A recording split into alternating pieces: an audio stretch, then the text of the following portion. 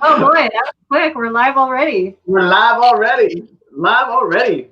Our guests are backstage doing raising the roof there. So I'm super excited for today's show. Welcome to Real Estate Now, Keith Pitch, Loan Depot. I am joined by Stacy Chevalier.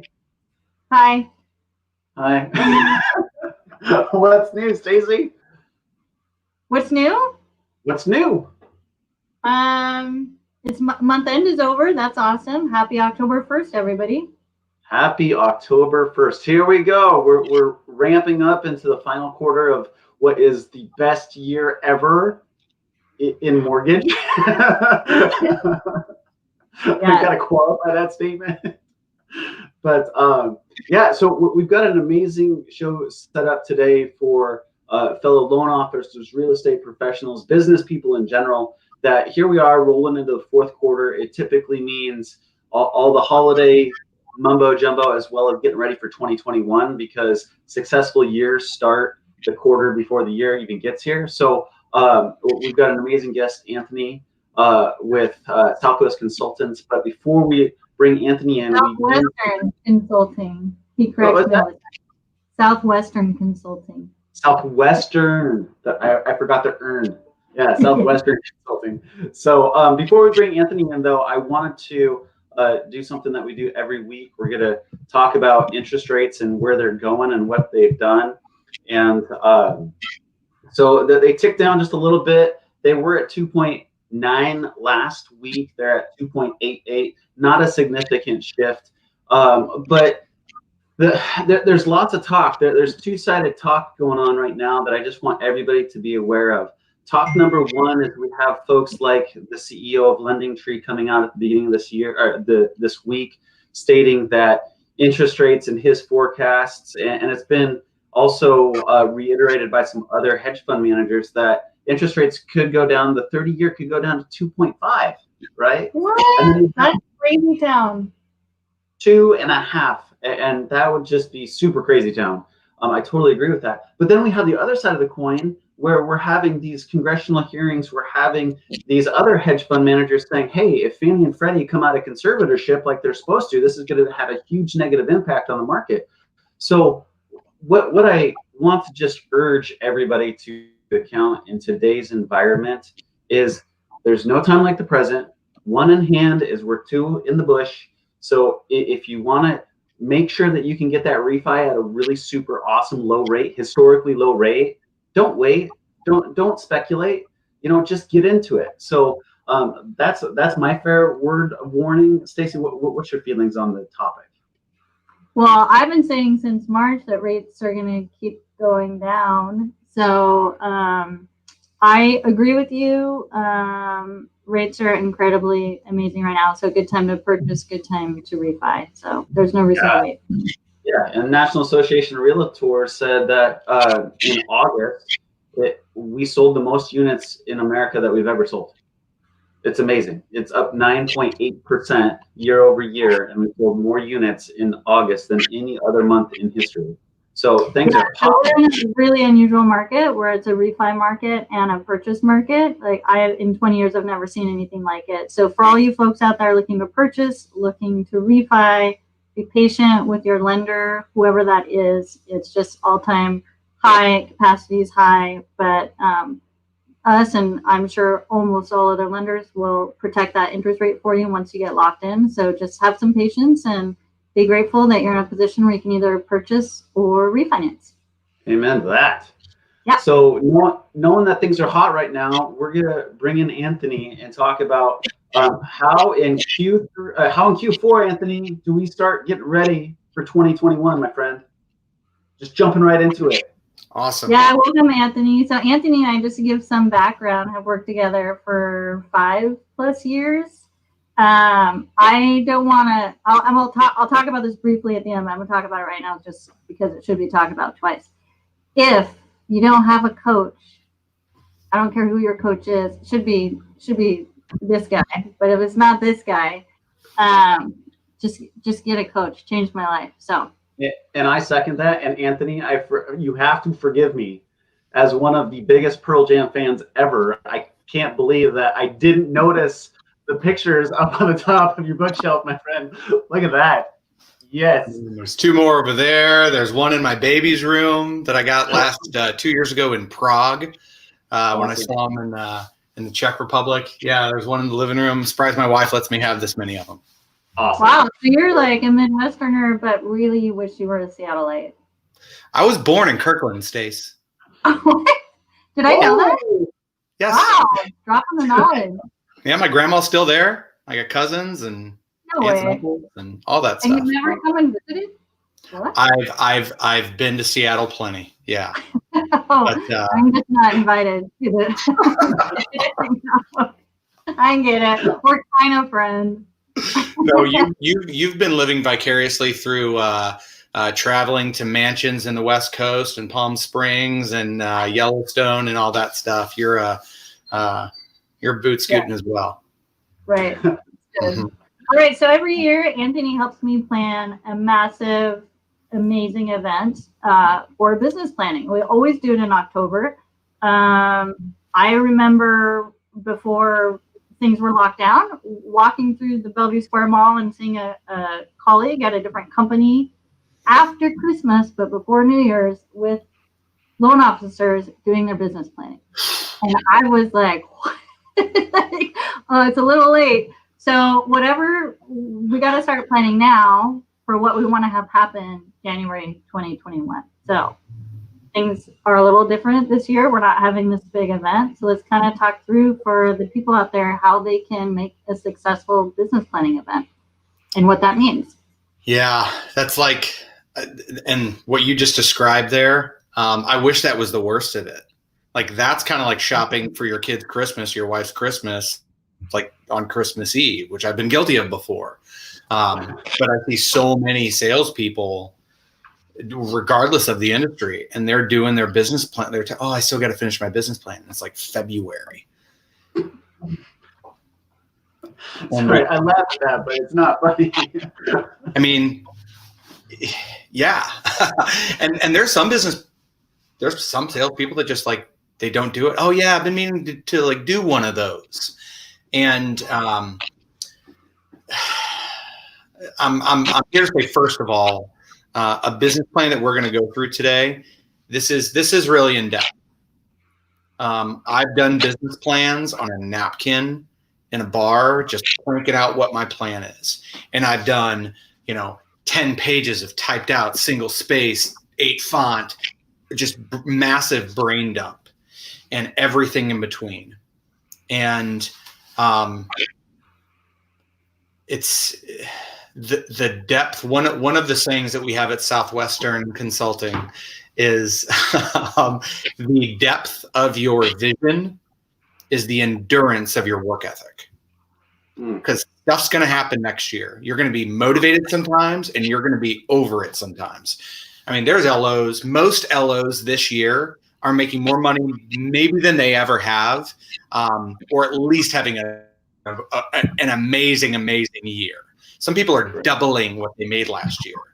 Some people already had an income where they had 2 commas in it, and they're still doubling what they did last year. That is correct. Next year, we don't know what's going to happen. But even right now, with all we coach more LOs than even mortgage-specific coaching companies. And we're hearing it from a lot of them right now is, I'm making really good money, but darn it, I'm kind of over this. I'm feeling stressed out. I could use a vacation, but I'm not supposed to go anywhere. And my guest, I was having a conversation with one of my guys. He's a former major league pitcher. And he's having a killer year, going from like 40 million. I think he's going to do like 100 this year, but he wants to be done. Like, he's talked about not being in the industry. Mm-hmm. And how many of us go through stuff like that, right? Where I'm just frustrated, whether it's processing or underwriting or my clients, or I lost a realtor, or my boss has his head on backwards, or whatever it is. Realistically, you do anything. I mean, I could go see these guys all day, every day also, which is the world that a lot of LOs are in, right? Yeah. So I think so, because you froze there for a second, or I froze. One of the two. But we were talking before the show started. There's kind of two parts that we really have to prepare for: the numbers part and what our action plan is, and then the mentality side of it, getting into 2021. Yeah. I mean, which side do you want to start on? So it's weird. It's like, what came first, the chicken or the egg? I'll cover both. I will cover both. I'm not gonna go super deep into the pulling out the calculator part.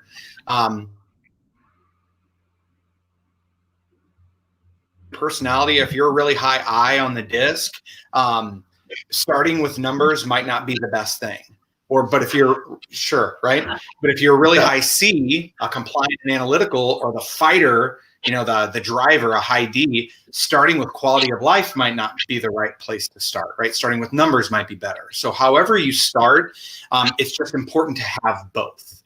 Okay.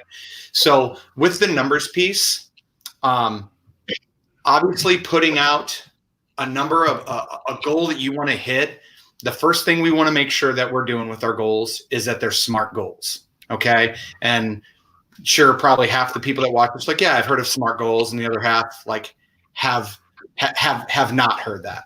So SMART goals, this is really important for whatever goals that you have. The SMART.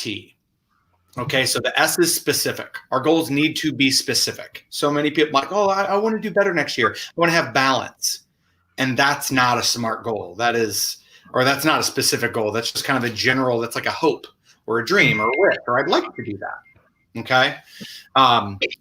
So they need to be specific. The M is they need to be measurable. If you have a goal, it probably needs to have a number with it.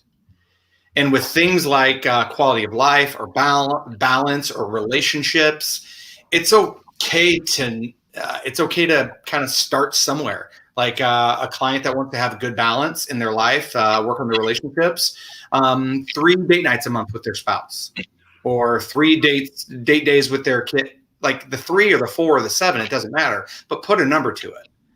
Yeah. How do you know if you're doing it if you don't have something to measure? Right. That's just like the LO right now that's doing so well. They've blasted past their goals. Like I didn't think I would double this year. I didn't think I would double the money that I made last year. And last year was a really, really great year. Stacey, you don't know anybody like that, right? That may have doubled last year and is doubling again. Right. You're a badass, seriously. But that's what happens when we don't have, like, we should have a goal out there that scares us. We should put a number out there that if everything goes right, hell, we might win the World Series. We might win the Super Bowl. I don't know. Like something that really scares us. But the M is measurable. We need to have goals with numbers on it. The A, S-M-A-R-T, the A is it needs to be attainable. I see way too many people, they shoot for I hope I hit the moon, so I'm going to shoot for the sun. And they set these really high goals. I did 10 million last year. This year, I'm going to do 80 million. And maybe that's the case. But maybe rates will change next year. Maybe inventory will go down next year. Maybe weird stuff will happen. Like, I don't know, look at this year, right? Meteor hits. I don't want to put that. No, don't say that. Right, yeah. But we don't know what's going to happen. And it could be great things. Like I'm about to have my second baby in about 5 weeks, and I'll have 2 human children under the age of 2.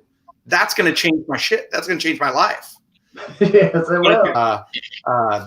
Treehouse in my backyard that I can go escape to, right? Did you have to kick your kids out of that, Keith, or do you let them up after work? Yeah, no. So I built it for the intention that they were going to be able to play in it. And then after we had an extended lockdown, I'm like, okay, you guys are out of the treehouse. You need it off. It's my treehouse now. Yeah, bingo. So my tree office, actually. There we go. Oh, we've got a visitor. Hello. Keith, do we have a visitor? You do. Yeah, we do. Hunter. Well, there's my son that I kicked out. You're live, Hunter. Doing homework or something? Yeah, he's on body break right now, so he was probably trying to find me to play some tag. But I'll catch up with you later, okay? Okay. Cool. So yes, there they are. So with achievable, and this is a really simple thing, set a low, medium, and a high level goal. Set a goal that you know that you hit. So maybe what you did on a normal year plus a little bit.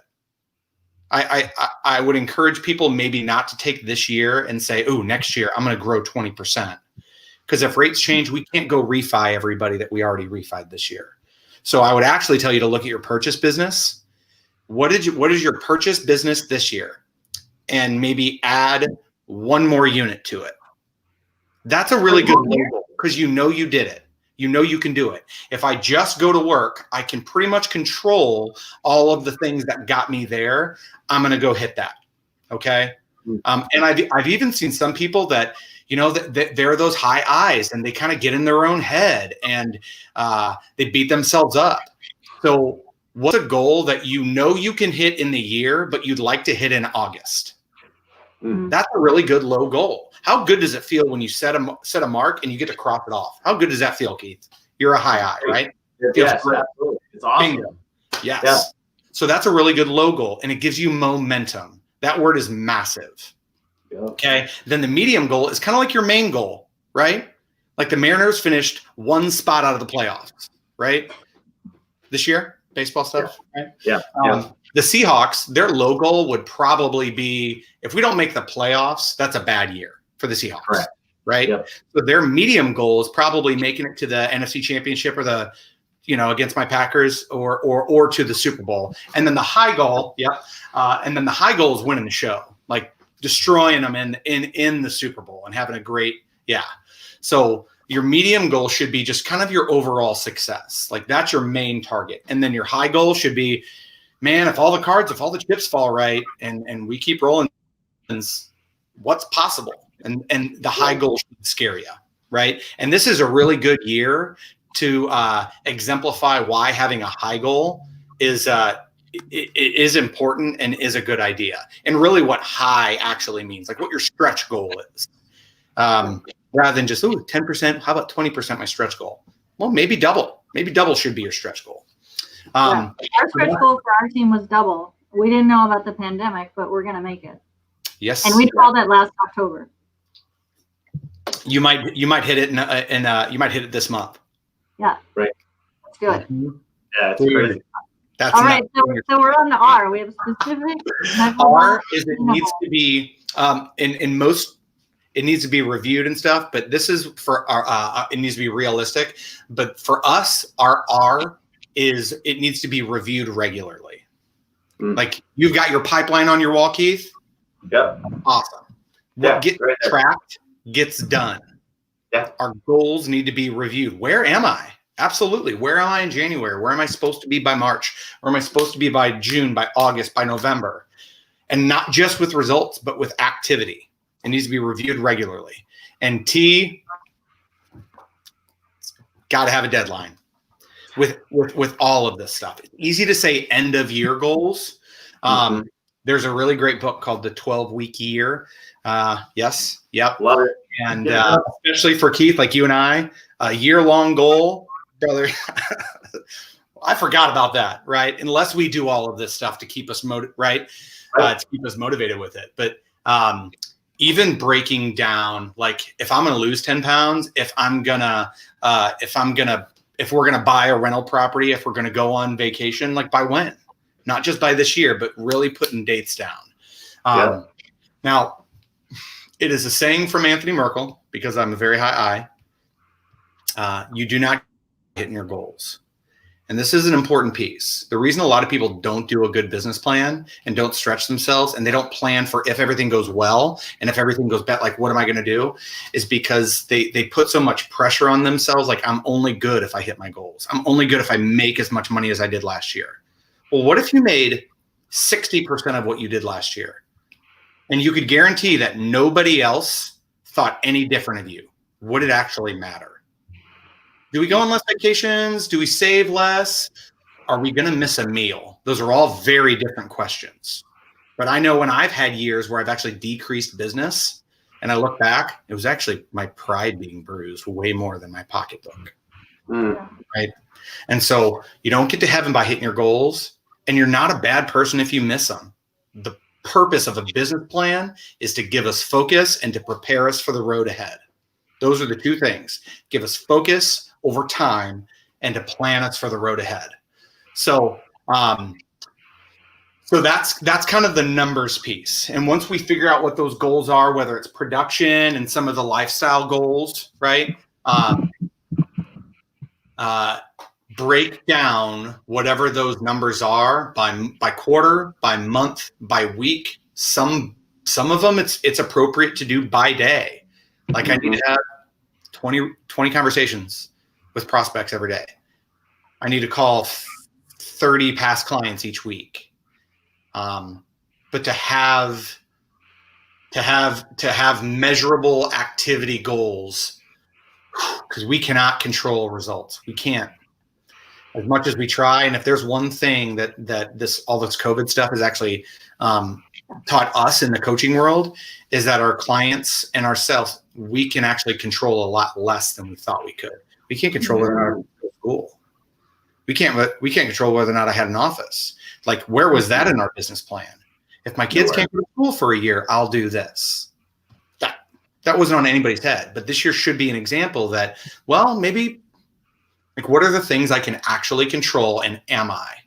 Because if you are, you're probably going to have a really great year. Okay.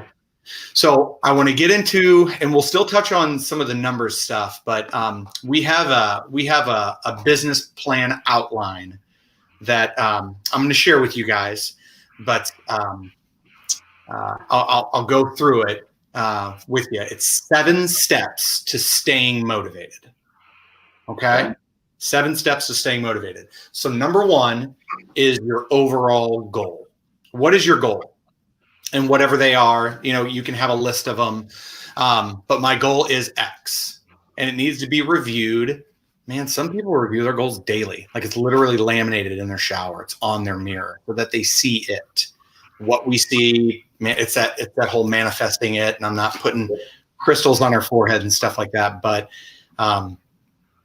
we need to see it regularly. So whatever your total units are, break down whatever that is per week, per day, and understanding, okay, so if I'm going to hit this number for the year, what would January and February and March, and if there is a bell curve, what could that look like? And maybe what could a flatter year look like?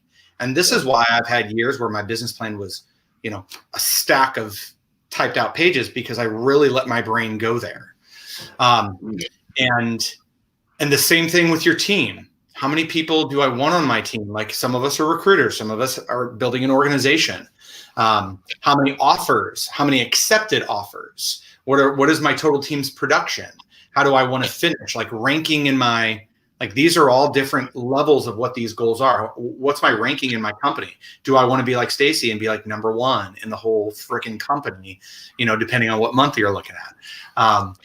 How many new, like, leaders do I want? Like, really looking at the deeper you go and the more specific, the more terrific. So that's number 1, is what are my goals?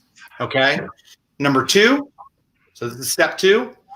What is the pay value of hitting my goals? What are the benefits of hitting my goals? What happens if I hit it? And we need to define it. Now, some of these questions I'm going to ask, we go deep. Okay. So with your personal goals, what's the actual profit? What would be my income on my W-2 if I do all this? What does that money mean to me? What will all of that money go to? And actually spend it. And I don't mean spend it on stuff, but allocate it down to the penny. Because when you do that, you emotionally attach to all of the activity that you have to do to get there. And you emotionally attach to the joys of hitting it and getting those things, and also attach to the emotions of not being able to go on the vacation, or the private school tuition, or the retirement account, or the second home, or whatever it is. Getting out of debt. This next one's money. For those away or negative motivated people, who are your skeptics? Who are your people that don't believe in you? Who are the people that laugh at your goals, or that you're afraid to tell your goals because they may not agree with it? And why are they skeptical? Like writing out a list of this is something I do with all of my salespeople for the last 18 years with Southwestern Consulting or with Southwestern. Make a list of all the people that don't believe in you and why. And for some people, that absolutely drives them. Some people are towards motivated. Who are the people that you want to make proud? I remember my first sales job. I told my dad what I was doing. He said, sounds hard. It's probably good for you. Don't come crying to me if you don't do well. So I wasn't going to do that. Right. And then I also had just some buddies that we had this and this and this plan. You're going to be traveling. You're going to be gone. Like, that's stupid. Why would you? I'm going to prove you wrong. And that's powerful. But I also had my ma, right? I didn't want to let her down. She's like, yeah, this is going to be hard, but absolutely you can do this. I believe in you, Yep.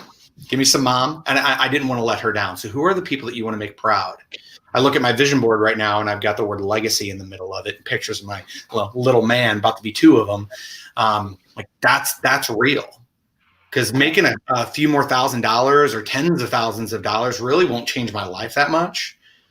But sitting back and just being fat on my couch because I'm doing well financially, I don't want to raise a family like that. Like, right? The internal pulls and pushes. The next one, what are the awards that you definitely are committed to winning? Whether it's President's Club, Chairman's Club, all the different awards. And I will say this, awards that are based on activity, not just production, and not every company has these, will help you avoid stress. If your company doesn't have these, set them for yourself. Like if I have 20 meetings with realtors in a month, I'm going to take 2 days off and do this. But if I only have 10, I only get 1 day off and I get to, I have to have natural light on my little 1 day vacation. And if I have less than 10, that little 2 day vacation or 1 day vacation or whatever it is. And it's just the stuff that we can control. Activity awards and rewards help you avoid stress. The next one, what do you have the burning desire to accomplish with your life and how will this help you? So if I'm going to hit all these goals, like what is some of your vision? What's your purpose? We have an exercise that's called 20 whats to find your why. And it's just 20 questions that anybody could be asked. And you just kind of short answer them, rapid fire, help figure out like, why are you doing all this stuff? Because we know over time, money is a negative motivator.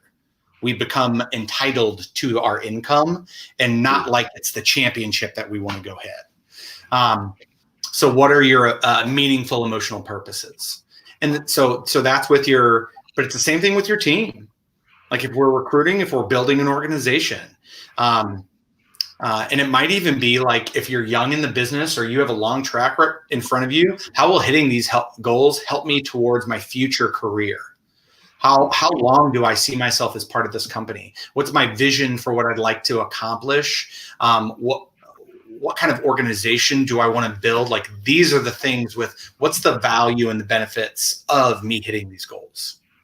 Okay, so this is number 2. Number 3. Wait, I'm on number 6. You're at what? That was all number 2.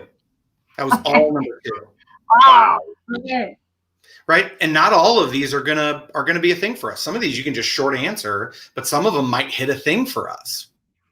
If we don't have kids, like if I'm a 23-year-old, just young, right out of college, whatever, and I'm just slinging, making money for me, the whole legacy stuff won't attach to my brain. I want to make some money. I want some toys. Whatever, right? I want to live the dream. But once we have kids and all that stuff and our perspective changes, then all of a sudden those things are different. So number 2 is what's the value? What's the effect of hitting my goals? Number 3, what's the pain that I want to avoid by not hitting my goals? What would be the negative results, the negative effects by coming up short of hitting my goals? Like cutting back expenses. What if we have a plan to build the house or buy the house or move that we have to kick that back another year, stay in the house that doesn't fit us? maybe it's not going on. And actually, I've done this before. You envision your friend that you went to the President's Club, you took the same flight to Mexico or whatever on your President's Club trip. What if I have to drive them to the airport next year because I don't hit it, but they do? What if I'm at the awards banquet and I see other people getting awards that I should be winning and I'm not? Not because I'm not happy for them, but because I let myself off the hook on some of this stuff. That's how deep we can go with setting goals and doing a business plan. Facing your skeptics and seeing them say, whoop, told you so. Not having money for vacation, saving, tuition, investments, private school, whatever it is. What are the negative effects? Like, what's that pain for me not hitting my goals? Yep. Number 4, this is where we go into some of the planning stuff. What are the obstacles and problems that I need to overcome? The possible problems and obstacles that I need to overcome. Okay. So with this, we actually do need to get kind of elementary and list them. Because if we try to keep them in our head, we won't make a very good list. And the goal is to not get kicked or punched in the stomach and get the wind knocked out of you when some of them happen. Okay. What are your weak points in selling? What's the part of the cycle of sales that you're not very good at? I'm really good at getting people on the phone, but I don't like asking for the business. It makes me feel awkward. Or I'm really good at closing, but man, my pipeline's just not full. Like, I'm not great at asking for referrals. Whatever that is. What are your points in selling? What are your red flags in your schedule? And what's your plan to deal with them? Like, I remember one year I made a rule that between the hours of 9 and 5, 8 a.m. and 5 p.m., I was not allowed to go to a place that accepted money because I was doing a little bit of retail therapy. Or I'd just go get a coffee, or I'd go, oh, I need to run by here and get this. A little drops of dopamine made me feel better. And so I just made a rule. Either I got to do that before, after, or on the weekends, but I'm never allowed to go buy something during the day. Because I let my brain go there. It got me off track last year. I don't want that same thing to beat me again. How will you handle a really slow start? Like, what if January and February and March, who's had those years, right? Where I'm like, well, I'm sitting at about 6 units and it's March. And the same thing with what if I have a really fast start? Like, do we remember winter of 2019 and 2020? Some of us were having some of our best months in Q4 and Q1. Yep. What if so? And we've seen people get complacent. And this is a really important one. How will you make sure that you finish the year strong? So my client, that's a former pro pitcher, if he would have asked himself that question up front, what are you going to do to make sure that your Q4 is awesome? If it's great or if it's bad or whatever, we used to have it's an award we called it Guts Club, and we just had it was a stupid little dinner that we would all go to and whatever, but it was all about having the best in the fourth quarter, having our best activity numbers. And not worrying about results at all, just getting back to the same thing in Q1 is having like a really great start means having really great metrics in the front. So that's number 4. And an important question to ask with this one also is, are you definitely committed to finishing your year strong, finishing and being with your company, working with your leader, staying in your career, no matter what happens? Like, I don't know about the year after, but I'm going to finish this career. I'm going to finish this year. And I'm not going to make a decision because I'm on an emotional high or low. And all the same questions with recruiting. Okay. So now number 5, what knowledge do I need to get there? Where do I need to sharpen my saw? Okay. So this is really good to include deadlines. I'm going to have a rehearsed, recorded, maybe even typed out sales talk by the date. I'm going to record my presentation, my realtor meeting, my client referral ask, whatever it is, by this date. I'm going to have a shadow day. I'm going to pick out 2 or 3 other LOs that are crushing, or whatever industry that you're in. Again, this has nothing to do with mortgage, but who are other professionals that are crushing in my industry that I can go sit in their passenger seat with them all day? Who would they be? Make a list of 5, and if 3 of them say yes, just go learn from them. Yeah. And when will you have that done by? When will you have the answers to all the objections that you get written down and memorized? When will you have a list of affirmations that you need, that all of us need, for when we get stinking thinking and our brain wants to do everything but the main thing? That gets, you know what? I love talking to my clients. I love working with realtors. I love the fact that we're in a market where everyone's busy and I can't get a appraiser to give us whatever it is. Like, I love that stuff. Like, those are great affirmations. I will seize the day, all that stuff. When are you going to have that written list done by? When are all of your sales meetings, and are you committing to be at all of them? Are they on your calendar? Again, this is all of the stuff that it's easy to say, I'm busy this month. Well, is that because you didn't plan, or is that because you really are, quote unquote, busy?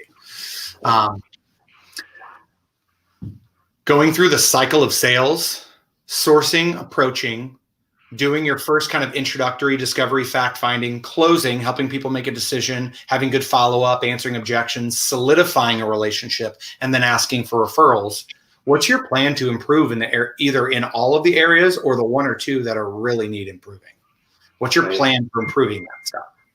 Because you can't just show up and LO better and expect to grow. Because if you do, it's just 100% based off the market. And there are people that still grow when the market goes down 30% because they're prepared for this stuff.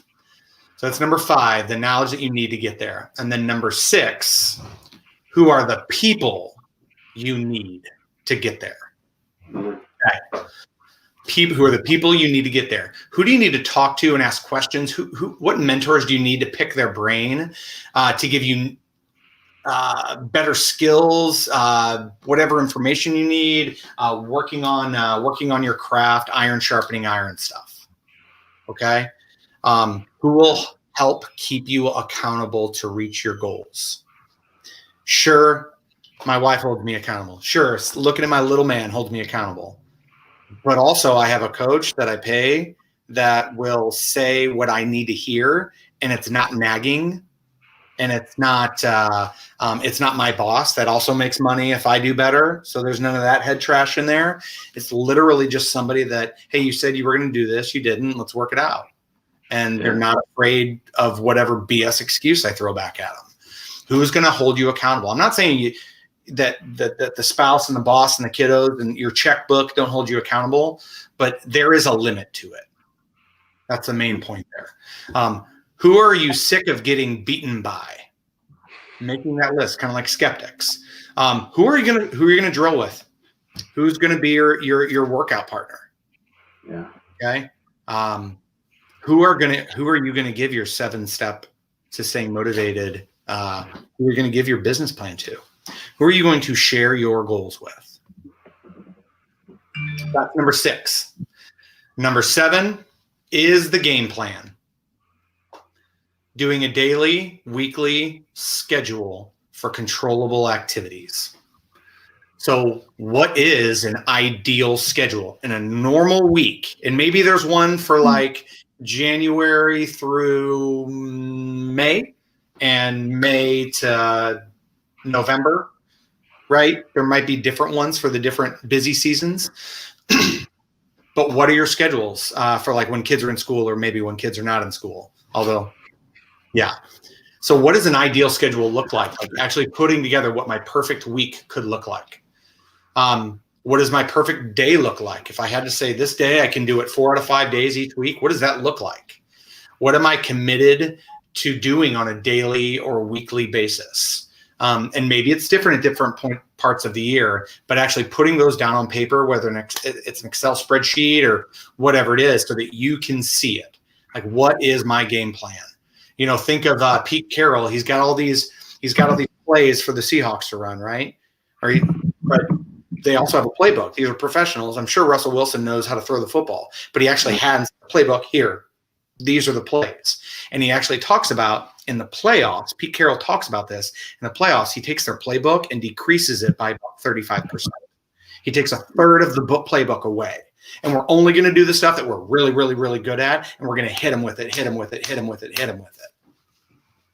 What do we need to do so that we can just hit them with it, hit them with it, hit them with it, hit them with it? When we get all this stuff, this is a lot. And don't do a lot. Yeah. You have to do all of it, and it's got to be perfect. Again, I've had great years where this is scribbled out on a napkin, and I've had great years where this is 10 pages of documents and all that stuff. Analyticals, I would encourage you to just put a date and a deadline on it, and just whatever it is at that deadline is what it is. But here's the thing. If it stays in your head, then it's dead. Yeah, you got to share it. Yeah. If it stays in your head, it's dead. So put it in a notebook. Add pictures to it. We have a video in our series called Real Men Make Vision Boards. And it's one of our senior partners, Miss Kitty Barrow. And yeah, she talks about like all the BS reasons why not to, like, when I look at this stuff, it makes me jacked to work hard because I know I'm going to go to Nashville or San Francisco to see, or Chicago, Wrigley Field, or New York, or wherever it is. Like, I geek about doing that stuff. I've got my, this is my vision board. And 3 pieces of a really good vision board. Yes, goals. What's your vision? But that's only part of it. The second piece is like, what are some of the things that no matter what cannot be taken from you? Those things can't be, those memories can't be taken from me. The Blues winning the Stanley Cup this year and me lifting my like 30-day-old baby up into the air, geeking out, like that cannot be taken from me. And then the third thing is your sparks. These are things that are either have happened or are going to happen or just whatever. This is a letter I wrote to my dad, and he passed away last year. And when I let my brain go there, you get emotional, but you get centered on what's important. And maybe I stop worrying about, do I need a ring light for my podcast and a green screen? And this is like, go to work, do what's right, treat people well. It brings me back, right? So goals, the second one is your rocks and your anchors. That's kind of like, I have this house. If I have a bad year this year, I'm not losing it, right? It takes the pressure off of you to perform well. And the third one is the sparks, the things that geek you out when you let yourself go there and get you recentered. Redoing our third floor, whatever it is. I made a 35 by 35 when I was in my younger 30s. It was on my iPad. And I found my iPad as I was looking through my iPad notes, all those different notes. When I was sitting in an airport, I think in Europe, and just bored because we had a long layover. And I found this document. I made this years before. And it was 35 things that I wanted to do, be, see, or have by the time I was 35. Yeah. And I hadn't looked at it after I made it. And I've done 33 out of the 35 things on there. Awesome. Just by putting it down. I don't know. But I also had like 3 things on my, 40 by 40 and 50 by 50. So like 5 more things in total. I'd already done 4 out of the 5 of those things. And 2 of them were my incentive trip I was going to, and the one I just went on the year before that I didn't know that I was even going to be doing this 5 years ago, 8 years ago. And that was going to be my incentive trip. And there I am flying back from Iceland. That was on my freaking thing. And it's like, this is weird. It's weird. But what we put out there, man, that stuff happens. So if there's a couple things to kind of leave you with this is, yes, the goals, yes, where do you want to be and all that stuff, that's great. But going deep with your vision board will help you become a fortune teller. You will start to see things in the future, maybe not the first time you try to do this, but the more you plan, the more you'll see, like, if this stuff happens, like, these are all the different things that could happen. What if we get pregnant again? What if we have another kid? I will probably have family members that go through stuff that may need time.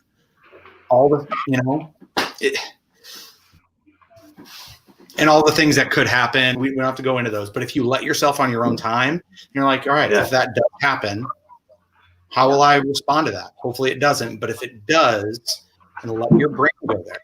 My little bulldog passed away this year, and I've had her for 12 years. She was my first, and I knew the last few years that it probably could be any month. And she lived a great life, but I prepared myself for it, and I didn't lie to myself that it could never happen. And she's a dog. We all have like more people in our life, way more important than my dog. But what gets us off track probably wasn't planned for. So it's all about going there in your head beforehand. We don't fail to plan. We don't plan to fail. We fail to plan. I was just looking for my vision board. I have my first one I made with Anthony. I was a skeptic, 100%. So it's not just men, but I did it because back then I did my homework. And I swear to God, like 90% came true. It was so bizarre. So I do a vision board every year. I take a picture of it. I keep it in my notebook. So I was just looking for it, but I'll share it another day. So. One of my team members doesn't do the vision board, but he makes a little book that he just always has in his car, always carries with him when he travels. And it's just got pages of stuff that's important to him and his goals. It's like super simple. It doesn't have to be cutting stuff out of magazines. Google image search saves us time with this. But yeah, I love that your business plan is 7 steps to stay motivated. That's awesome. Because that's the idea. Yeah. Some of it's tactical, but it's also like if you're motivated and driven and focused, like whatever, let's do it. Without a doubt. So, right on. Well, man, I really appreciate this. It's a great mindset to get into, and it starts now, right, Anthony? We can't wait till January, February. It's now time. I mean, some of those will take hours really to dig into if you really honor those questions and honor your life and your situation. I've tried to do this in a day because I've been on a deadline. But man, I've done this where I've had a quarter and I don't feel pressured. I don't feel rushed. I can really let my mind go. And I'll choose that every time. Yeah. Awesome. Well, we're going to make sure that we get your information out there in the feeds here so people can connect with you, follow up with you if that's you. Yeah, man. Anthony Merkel, Southwestern Consulting. I'm on LinkedIn. I look like this. Catch me at the next show at the Milton Keys Arena.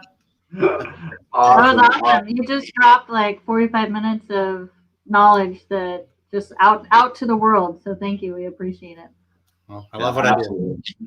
Thanks, awesome. And it shows. We appreciate it, Anthony. And enjoy your week and welcome to Q4, my friend. Woo! Yeah, we'll have you on again. I want to dig into the 20 questions to find your why. So Keith and I will talk about that. And if anybody reaches out to me, that's what if anybody reaches out to me, I'll share that with them. Like if you reach out to me on LinkedIn or whatever it is, I'll just share that with you. We don't have the big long conversation. Some people will be inquisitive about coaching and that's what we do. But if you reach out to me, I don't care how, I'll give that to you. Awesome. To find your why. Awesome. Right on. Well, have a great day, man. We'll catch you later. And appreciate everybody tuning in today. And we'll see you. Gotta go.